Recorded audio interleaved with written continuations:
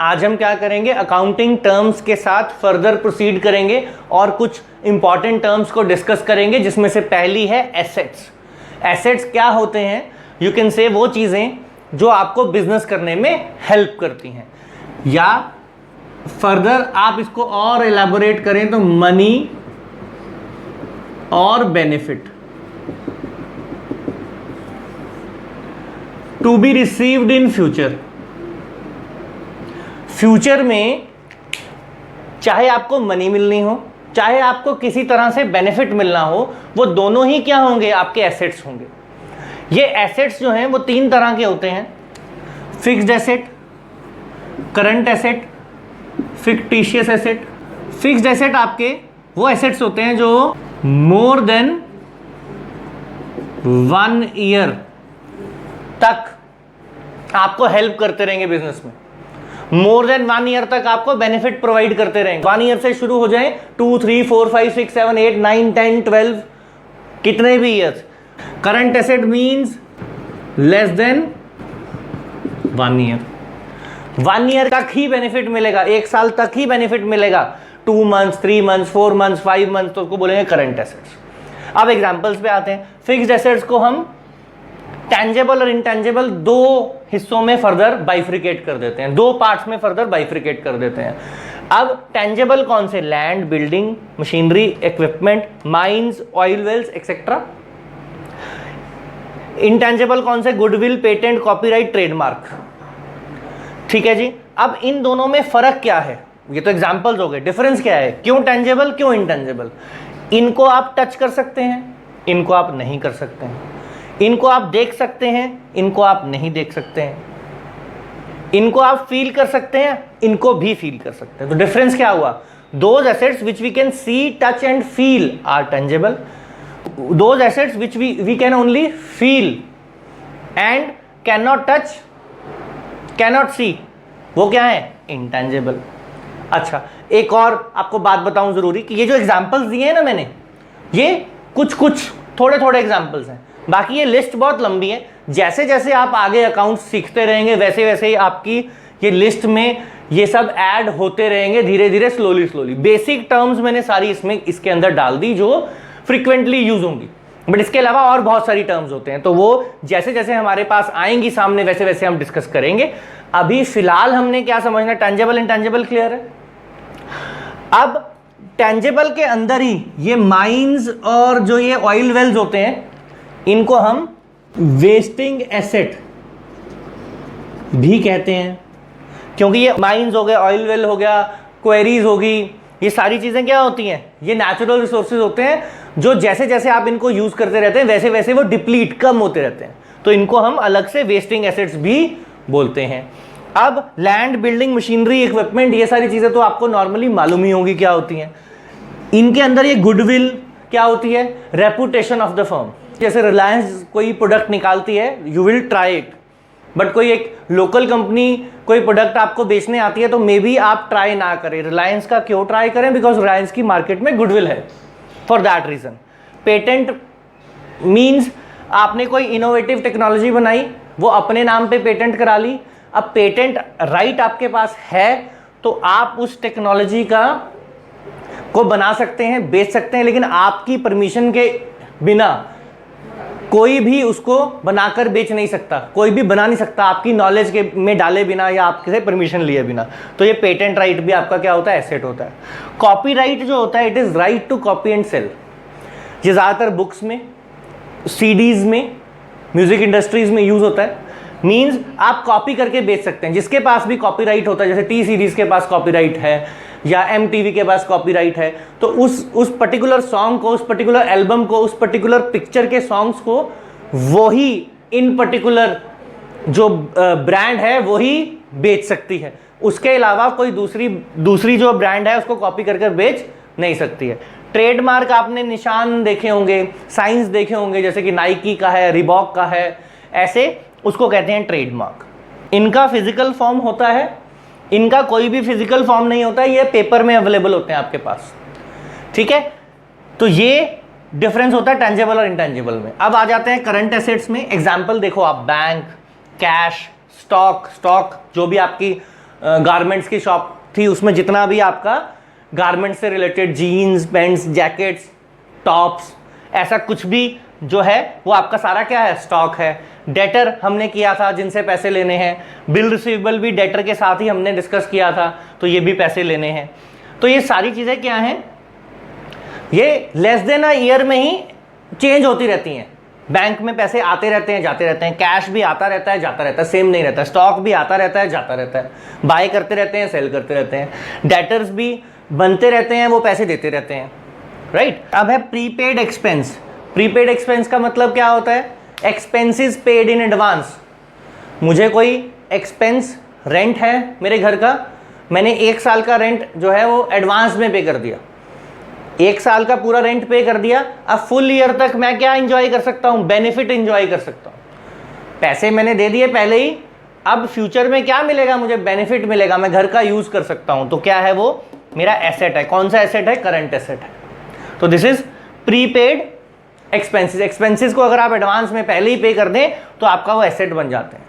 वैसे ही accrued income means income due but not received. मैंने किसी के लिए कोई काम किया था, कोई सर्विस प्रोवाइड की थी या कोई काम किया था किसी का, अब मेरे पैसे बनते हैं, ड्यू हो गए, लेकिन अभी तक मुझे मिले नहीं है। पैसे बनते हैं लेकिन अभी तक मुझे मिले नहीं है, फ्यूचर में मिलेंगे। तो money to be received in future क्या हो गया, ये भी आपका एसेट हो गया। तो ये 2 टर्म्स आपने पहले नहीं की थी, अब मैंने आपको बता दी। Accrued income, income due but not received, आपका एसेट होता है। Prepaid expense, expenses paid in advance, पहले ही पे कर दिए, अब बेनिफिट मिलेगा। तो ये आपके करंट एसेट्स हो गए। इन्हीं करंट एसेट्स के अंडर आपकी एक टर्म होती है लिक्विड एसेट। ये क्या होते हैं, ये लिक्विड एसेट्स का क्या मतलब होता है, करंट एसेट्स में से स्टॉक और प्रीपेड निकाल दें, स्टॉक और प्रीपेड निकाल दें तो बाकी सबको बोलते हैं लिक्विड एसेट्स। क्यों, बिकॉज बाकी सब इजी कैश हैं या इजीली कन्वर्टेबल टू कैश होते हैं, या तो वो कैश ही है जैसे कैश है, बैंक है, या वो बहुत जल्दी कैश में कन्वर्ट हो सकते हैं। तो इसलिए हम क्या बोलते हैं, उनको लिक्विड एसेट्स भी कहते हैं। करंट एसेट्स के अंदर ही लिक्विड एसेट्स होते हैं। फिर आ जाए फिक्टिशियस एसेट। ये कैसे एसेट्स हैं, इनका they have no physical form, right. और देखो आप फिजिकल फॉर्म देखो, इसका फिजिकल फॉर्म है, फिजिकल फॉर्म की बात करें, इसका भी फिजिकल फॉर्म नहीं था, इसका भी फिजिकल फॉर्म नहीं है। तो इन दोनों में डिफरेंस क्या है, डिफरेंस ये है कि इनको हम जरूरत पड़ने पे रीसेल कर सकते हैं, सेल करके पैसे हमें मिल सकते हैं। इनको भी रीसेल कर सकते हैं, इनको रीसेल नहीं किया जा सकता। तो क्या हुआ, इसका फिजिकल फॉर्म है, इसका फिजिकल फॉर्म नहीं है, इसका भी फिजिकल फॉर्म नहीं है। इसकी रीसेल हो सकती है, इसकी रीसेल हो सकती है, इसकी रीसेल नहीं हो सकती है। तो इसलिए ये तीनों एक दूसरे से अलग अलग हैं, इसीलिए अलग अलग कैटेगरीज में डाले हुए हैं। अब ये फिक्टिशियस एसेट क्या हो गए, those who have no physical form and no realisable value. Realisable value मतलब सेल करके कोई पैसा नहीं इकट्ठा आप कर सकते। अब इसके example preliminary expenses. Preliminary expenses क्या होते हैं, आपने कंपनी बनानी है, कंपनी बनाकर स्टार्ट जब हो जाती है उससे पहले बहुत सारे खर्चे होते हैं जो एक बार होते हैं। एक बार कंपनी बन गई तो बाद में वो खर्चे नहीं होते हैं, तो उन खर्चों को प्रीलिमिनरी एक्सपेंसेस बोलते हैं, ठीक है। और ये प्रीलिमिनरी एक्सपेंसेस होते हैं, ये क्या है, वन टाइम होते हैं, बेनिफिट फ्यूचर में मिलता रहेगा।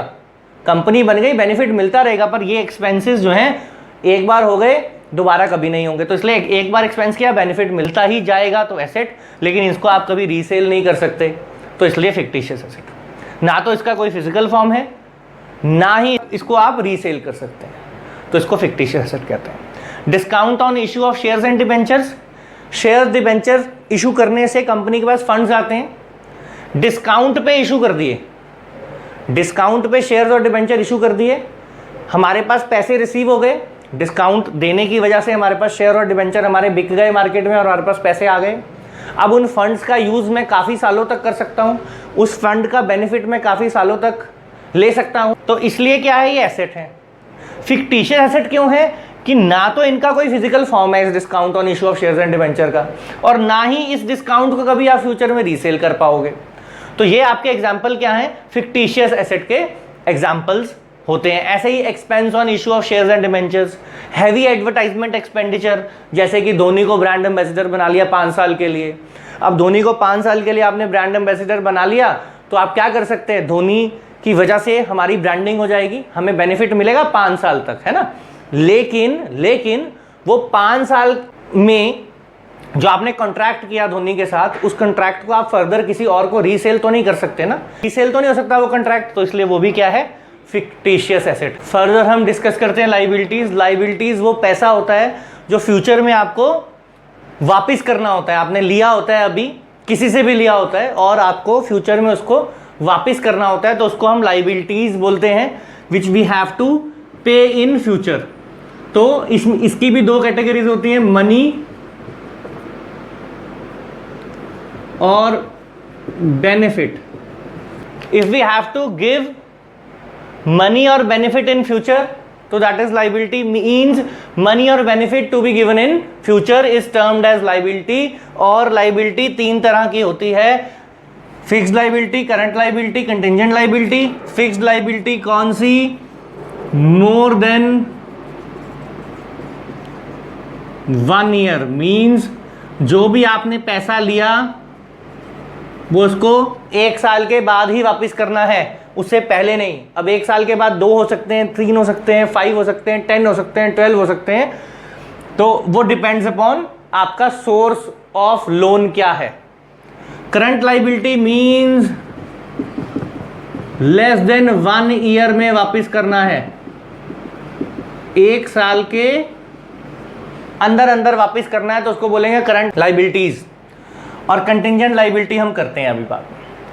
फिक्स्ड लाइबिलिटी वो पैसा जो आपने लिया क्रेडिट पे या लोन पे, किससे लिया, आप ओनर का पैसा क्या होता है, कैपिटल। मैंने बोला था ना ओनर और बिजनेस अलग अलग होते हैं, तो ओनर से जो पैसा लिया कैपिटल, वो भी क्या है, लोन है ओनर से, तो लोन है इसलिए लाइबिलिटी है। कब वापस करना है, कोई श्योरिटी नहीं है, 10 साल 15 साल हो सकता है कि कैपिटल जो है वो लगा ही रहे हमेशा, कभी वापस ही ना करें हम, तो फिक्स्ड लाइबिलिटी। शेयर्स डिबेंचर्स जो हम पब्लिक से लेते हैं वो भी क्या है, फिक्स्ड लाइबिलिटी, बिकॉज इनको भी मोर देन एटलीस्ट 1 ईयर तो होता ही है। नॉर्मली 5-6 ईयर से पहले जो है डिबेंचर्स भी कभी वापस नहीं करते, और शेयर का पैसा तो वापस करना ही नहीं होता है, राइट। अब उसके बाद इसके अलावा any loan taken from any financial institution, friend, wife, relative, किसी से भी लोन लिया हो, लेकिन क्या होना चाहिए, लॉन्ग टर्म। लॉन्ग टर्म का मतलब ही ये होता है मोर देन 1 ईयर, 2 भी हो सकता है, 3 भी हो सकता है, 4 भी हो सकता है, 5 भी हो सकता है। तो long term loan, any long term loan is also a fixed liability. क्यों, क्योंकि इसे 1 साल पैसा वापस करना है, लेकिन 1 साल के बाद ही करना होगा, उससे पहले नहीं करना होगा। और 1 साल के अंदर अगर पैसा वापस करना है तो करंट लाइबिलिटी। एग्जाम्पल, क्रेडिटर हम कर चुके हैं, बिल पेबल भी हम कर चुके हैं। Pre received income, pre received income क्या होती है, income received in advance. Income हमने रिसीव कर ली आज ही, ठीक है। इनकम हमने किसी का काम करना था, कोई प्रोजेक्ट हमारे पास आया था, लेकिन उसके पैसे हमने पहले ही ले लिए। अब प्रोजेक्ट के पैसे हमने उससे पहले ले लिए, तो प्रोजेक्ट हमें फ्यूचर में करना पड़ेगा, हमारी ऑब्लिगेशन बन जाती है काम करने की। पैसे ले लिए लेकिन बेनिफिट जो है फ्यूचर में देना पड़ेगा, तो क्या बन गई ये, प्री रिसीव्ड इनकम बन गई liability. Similarly outstanding expense, expenses due but not paid. आज मुझे सैलरी पे करनी थी, लेकिन कोविड-19 के सर्कमस्टांसेस की वजह से मैं मई की सैलरी अभी तक पे नहीं कर पाया अपने एम्प्लॉइज़ की, ठीक है। तो अब क्या चल रहा है, जून चल रहा है, तो क्या हो गई, वो आउटस्टैंडिंग एक्सपेंस हो गया। सैलरी हमारा एक्सपेंस होता है, हमें पे करनी होती है एम्प्लॉइज़ को, तो आउटस्टैंडिंग एक्सपेंस हो गया। Expense due but not paid, future में पे करना पड़ेगा। Money to be given in future, to be paid in future, तो लाइबिलिटी, ठीक है। तो ये 2 टर्म्स हमने पहले नहीं की थी, अब हमने ये डिस्कस कर ली 2 टर्म्स, ठीक है, इनको ध्यान में रखेंगे। फिर आ जाए कंटिंजेंट लाइबिलिटी की तरफ। कंटिंजेंट लाइबिलिटी क्या होता है, मे और मे नॉट अराइज, मीनिंग ये जो लाइबिलिटीज हैं ये श्योर है कि पेमेंट करनी ही करनी है, आपको करनी ही पड़ेगी, श्योरिटी है इसकी। इसकी श्योरिटी नहीं है, मे बी पेमेंट करनी पड़े और मे बी पेमेंट ना करनी पड़े। फॉर एग्जाम्पल, हमने क्या कर रखा है, किसी कस्टमर ने हमारे ऊपर केस कर रखा है या किसी क्लाइंट ने हमारे ऊपर केस कर रखा है, तो अगर तो हम केस हार जाएंगे तो हमें पैसे देने पड़ेंगे, लेकिन जीत जाएंगे तो पैसे नहीं देने पड़ेंगे। तो you are not sure whether you have to pay और यू डोंट हैव टू पे, पता नहीं है, अभी फ्यूचर में पता लगेगा। तो श्योरिटी नहीं है, इसलिए बोलते हैं कंटिंजेंट लायबिलिटी, मे और मे नॉट अराइज। खास बात क्या, अकाउंटिंग साइकिल की थी हमने, जर्नल से लेजर, लेजर से trial balance and trial balance से फिर ट्रेडिंग, पीएनएल, बैलेंस शीट। पूरी अकाउंटिंग साइकिल के अंदर ये कहीं भी यूज नहीं होता, इसका इंपैक्ट कहीं भी नहीं पड़ता। हाँ, बैलेंस शीट भी जब पूरी बन जाती है आपकी, ऐसे एक फॉर्मेट होता है बैलेंस शीट का, पूरी कंप्लीट हो जाती है, तो बस यहां पे मेंशन कर देते हैं, जो भी कंटिंजेंट लायबिलिटी है उसको यहां पे मेंशन करते हैं, तो उसको बोलते हैं it is mentioned in foot note of balance sheet. Otherwise इसका पूरा अकाउंटिंग साइकिल में जर्नल, लेजर, कहीं भी कोई भी इंपैक्ट या सिग्निफिकेंस नहीं होता, सिर्फ यहां पे लिखा जाता है और फर्दर ऐसे ही चलता रहता है जब तक ये श्योर नहीं हो जाता कि पैसे देने हैं या नहीं देने हैं। तो ये आपकी लायबिलिटी टर्म जो है वो कंप्लीट